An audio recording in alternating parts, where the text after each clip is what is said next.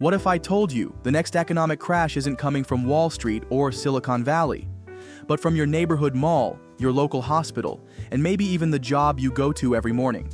It's not a recession, it's not a pandemic, it's something worse and quieter. It's called private equity, a legalized way of looting that is already tearing apart the American economy from the inside. All they do is buy up your favorite brands, bury them in debt, gut them for profit, and vanish before the collapse. And the most twisted part? You might be funding it with your own retirement savings, without even knowing it. In this video, I'm revealing what private equity is and how it is crashing the US economy. So if you're curious to know everything from scratch, please like and subscribe to us. Let's jump inside without any delay. Section 1. What is private equity and how does it work? So what is private equity? Think of them as corporate vultures, but with better PR. They are a bunch of firms that buy struggling companies, fix them up, and sell them for profit. Sounds great, right? But there's a lot more going on under the surface than just buy, fix, sell. What really makes private equity so dangerous is the trick which is called a leveraged buyout, or LBO. This means that they buy a company not with their own money, but with debt. Then they force that very same company to pay back the debt they used to buy it. Imagine someone buying your car, making you pay the car loan, and when you can't, they repo the car and keep the cash. That's the game. Let me explain it with the most famous example, Toys R Us.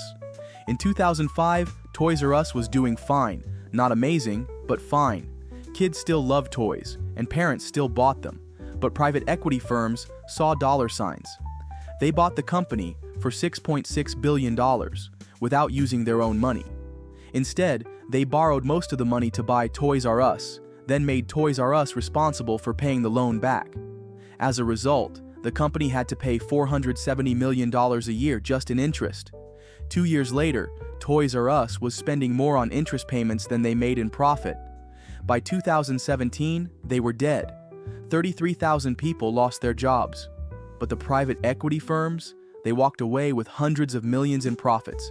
And remember how Taylor Swift lost the rights to her own master recordings? That wasn't just some random music label drama. It was also a private equity in action. A firm called Shamrock Holdings ended up controlling the masters of her first 6 albums. Yes, that's how brutal the private equity mafia is. Section 2. The pattern of destruction. Now you might think, okay, that's just 1 or 2 companies. How can it affect the entire US economy? So let me tell you, it's not just one company. This is the new norm, and it is happening everywhere. Over 100 companies got the same treatment in just 1 year. Chuck E. Cheese, Payless Shoes, Hooters, Radio Shack. All of them had the same story. Private equity bought them, loaded them with debt, took out massive bonuses, and then watched them die. And it's getting worse. In 2024 alone, 110 companies owned by private equity filed for bankruptcy. That's a record high. But here's the really scary part. That's just the beginning. This game is getting bigger. In 2024 alone, private equity firms did over $650 billion worth of new leveraged buyouts. That's the highest in history, even bigger than right before the 2008 crash. And here's what should terrify you. There are 12,000 companies in America owned by private equity. That's 12 million jobs hanging in the balance.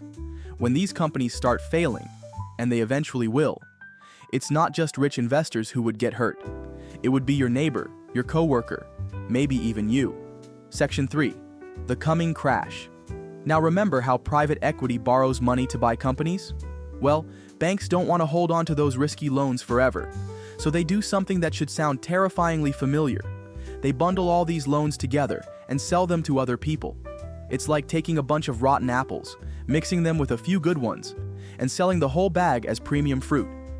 These bundles are called CLOs, that is, collateralized loan obligations.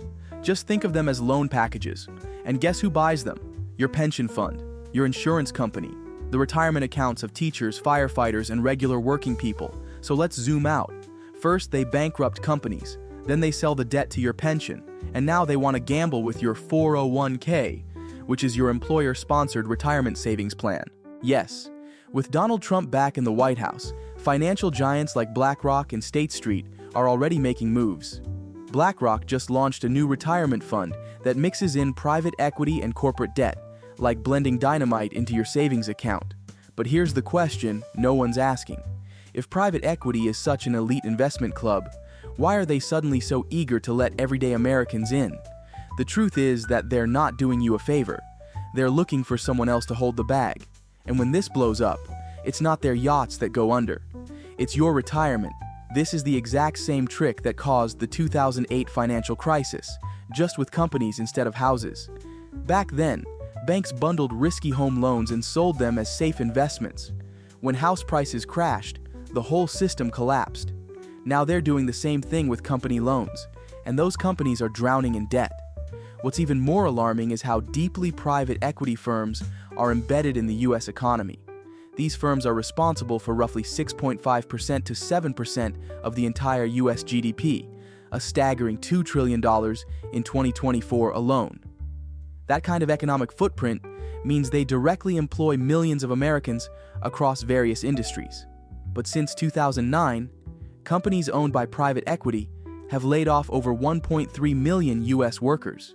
And in just the last year, more than 140,000 people lost their jobs because of these debt-loaded takeovers. So how bad is it? Let me give you some numbers that should make you break out in a cold sweat. Right now, companies owned by private equity owe nearly $1 trillion in loans. And most of these loans are coming due in the next few years. They either need to pay the money back or get new loans to replace the old ones. And they can't handle it. Right now, 5 to 6 out of every 100 companies can't pay back their loans. That's more than double what it was just a few years ago. Think of it like this. Imagine 100 buses full of people speeding toward a cliff. They need to find bridges to cross over, but there aren't enough bridges, and the ones that exist are too expensive. So a lot of companies are about to go over the edge. When they do, it's not just the companies that crash, it's all the people who work for them, all the communities that depend on them, and all the investors who entrusted their retirement money to these risky bets. Section 4. How this is quietly destroying the US economy. When private equity takes over, they don't just lay off workers. They slash wages, cut corners on safety, and gut pensions, and stop investing in the future. That means fewer new products, worse customer service, and crumbling infrastructure. Then come the bankruptcies. Whole supply chains get wiped out. Suppliers lose their biggest customer. Landlords lose their biggest tenant. And towns lose their largest employer. House prices fall, tax bases shrink, and local governments cut schools, roads, and healthcare. In the end, it's a giant wealth transfer. Millions of Americans lose stable jobs, communities lose anchors, and the broader economy stagnates, while a tiny group at the top walks away richer than ever. And the worst part? It's all perfectly legal. Section 5. Why this keeps happening. So why doesn't the government stop this? The simple answer is, because private equity has bought the system. Here's how they do it. When you earn money from your job, you pay up to 37% in taxes. But when private equity makes money from selling companies, they get a special tax break called carried interest. They only pay 20% in taxes. That's not a small difference. It literally cuts their tax bill in half. The CEO of Blackstone made over $1 billion in 1 year and paid a lower tax rate than a school teacher. How do they keep this tax break? They buy politicians. In just one election cycle, private equity donated $296 million to political campaigns. They don't pick sides. They buy everyone. Democrats, Republicans, it doesn't matter. And when politicians leave office, guess where they go to work? That's right, private equity firms. The guy who used to be in charge of regulating Wall Street now works for Apollo Global Management, the same company that bought Yahoo. It's like hiring the fox to guard the henhouse, then acting surprised when all the chickens disappear. Section 6. The real victims. But here's what really makes me angry. It is always the common people who suffer the most. For example, when Sears collapsed, 125,000 people lost their jobs. The system is designed so that when things go well, private equity keeps all the money. When things go bad, everyone else pays the price. And it's about to get much worse. We're looking at potentially millions of job losses. Entire communities could be wiped out when their biggest employers suddenly disappear. And there's nothing you can do to stop it because you probably don't even know if private equity owns them. Unlike 2008, this time, the risk is everywhere. It's in pension funds, insurance companies, and university endowments. When your grandmother's pension fund loses half its value because it invested in companies that can't pay their debts, there's no bailout coming. When insurance companies can't pay claims because their investments went bad, there's no safety net. When your local hospital closes because it can't service its debt, there's no replacement. And guess what? Private equity owns companies everywhere: healthcare, retail, restaurants, technology, media. So, when this bubble bursts, it's going to hit every part of your life. So, this is what you should do. Section 7. What you can do. First, understand that this isn't about politics. This is about math, and the math doesn't lie. Whether you're a Democrat or Republican, these are just facts. Second, pay attention to where your money is invested. If you have a 401k or pension fund, find out if it's invested in private equity deals. Ask questions. Demand transparency. Third, support politicians who want to close the carried interest loophole and increase regulation of private equity. This isn't about destroying capitalism, it's about stopping legalized theft. And most importantly, spread the word. The system counts on people not understanding how it works. But now you do. So there you have it. Private equity isn't about fixing companies.